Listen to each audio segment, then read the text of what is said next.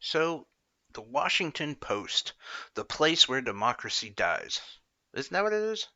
Oh, democracy dies in darkness. Yeah, close enough. Anyway, they released an opinion piece today that said it's time to give the elites a bigger say in who's going to be president. This is incredibly dangerous to our democracy. Um, because do you know what that's called when the elites, the ruling class, chooses who's going to be our president? It's called an oligarchy. And we hear the word communist, socialist, fascist. We hear a lot of those terms. We don't hear oligarch that often. And we really should, considering there's one running to be the Democratic nominee right now. And the other one happens to run a Washington Post paper and goes by the name of Jeff Bezos, who is also trying to flaunt his wealth to tell people, look, do you really want the the task of having to do all this voting and caucusing?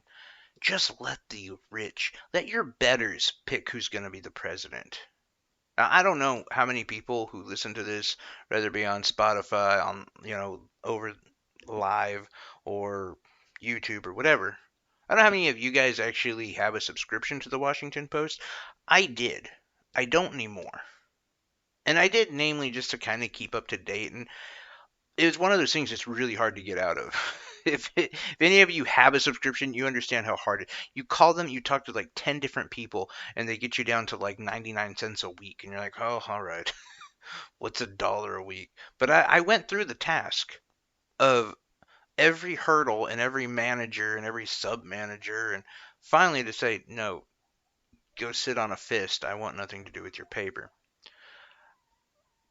But it's because of how dangerous this rhetoric is. Because people reading this will probably think, oh, it's just a blue collar kind of journalist who's writing an opinion. And it's literally, if you read the article, they do talk about ranked choice voting, which is important. And I think that that one is a good option. But the candidates were chosen by the elites, the rich people. So basically, you get Pete Buttigieg versus Buttigieg Pete. You know, that whole thing. I do believe that we're at a time where it's important that all our voices get heard, whether it be on the left or the right. And to understand that the standard for America is not to let the ruling class control our democracy. If there was a point in time in which they're flaunting it and just showing our power. Look, we potentially could have back-to-back billionaire presidents. What does that say about our democracy? What does that say about our system?